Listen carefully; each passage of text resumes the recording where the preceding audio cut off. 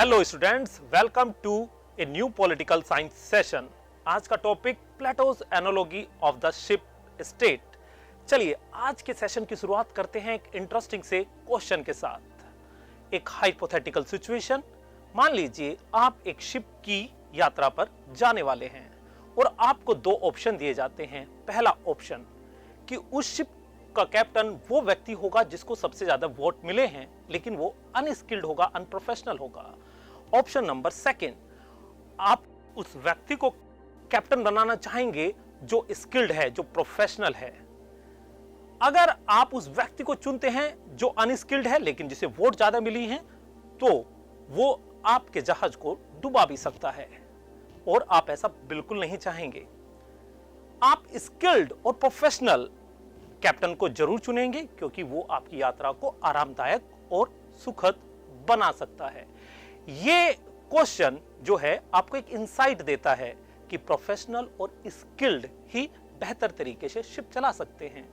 लेकिन इस क्वेश्चन के मायने क्या हैं आज के सेशन में, यह आज की क्लास में आपको पता चलेगा जब हम प्लेटो की एनालॉजी को पढ़ रहे होंगे। आइए जानते हैं कि प्लेटो कौन थे। प्लेटो वॉज ए फिलोसोफर जो कि 5th BC में ग्रीक में पैदा हुए। He was a student of Socrates and teacher of Aristotle.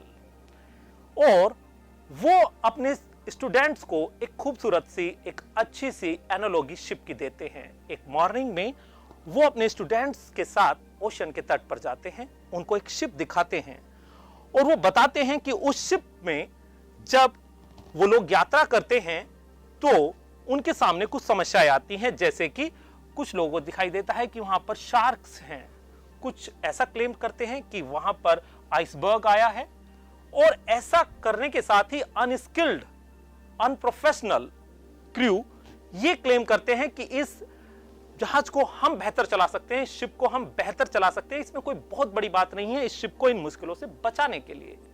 और वो कैप्टनशिप उनसे ले लेते हैं जो प्रोफेशनल और स्किल्ड वन है। कुछ दूरी पर वो शिप आगे जाता है, समस्याएं और बढ़ती जाती हैं, रॉक्स आते हैं, बड़ी बड़ी लहरें आती हैं। अब उन्हें एहसास होता है कि वास्तव में शिप को बेहतर वही चला सकते थे जो कि स्किल्ड और प्रोफेशनल थे। प्लेटो यहां पर यह बताते हैं कि एक स्टेट और कंट्री भी एक शिप की ही तरह होती है। जैसे कि शिप को हम सोसाइटी मान सकते हैं, हम कैप्टन को मान सकते हैं जो उस देश को गवर्न करते हैं, जो सरकार चलाते हैं, और जहां क्रू की बात है तो वो वहां के नागरिक हैं, सिटीजन्स हैं। प्लेटो हमें यहां यह बताते हैं कि किसी भी सोसाइटी को गवर्न करना चाहिए उन सिटीजन्स के द्वारा जिनके पास नॉलेज हो, जिनके पास एक्सपर्टीज हो और जो प्रोफेशनल हो उस देश की गवर्नमेंट को चलाने के लिए। एज पर प्लेटो वो कौन हो सकते हैं? वो हो सकते हैं फिलोसोफर किंग। यहां पर प्लेटो इस बात पर भी जोर देते हैं कि अगर सामान्य सिटीजन्स ने, जैसा कि शिप में था, अगर नॉर्मल क्रू जो कि अनप्रोफेशनल हैं, अनस्किल्ड हैं, उन्होंने अगर उस देश की सरकार को चलाया तो उस देश के साथ क्या होगा कि वहां एक अनस्टेबल सोसाइटी बन जाएगी, और अनस्टेबल सोसाइटी हो जाएगी तो वो शिप की तरह ही वो भी स्टेट और कंट्री फेल हो जाएगा।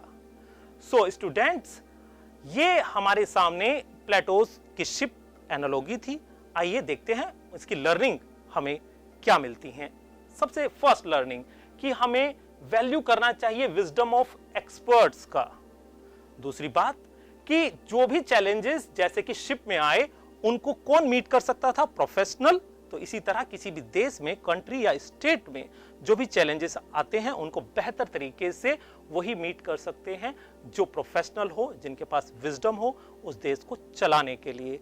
और वो कौन है? Philosopher Kings. तो ये तो बात रही प्लेटोज शिप ऑफ एनालॉजी की। इसी से रिलेटेड अगर आपको एक टास्क दिया जाए और वो भी इंटरेस्टिंग हो तो कैसा रहेगा?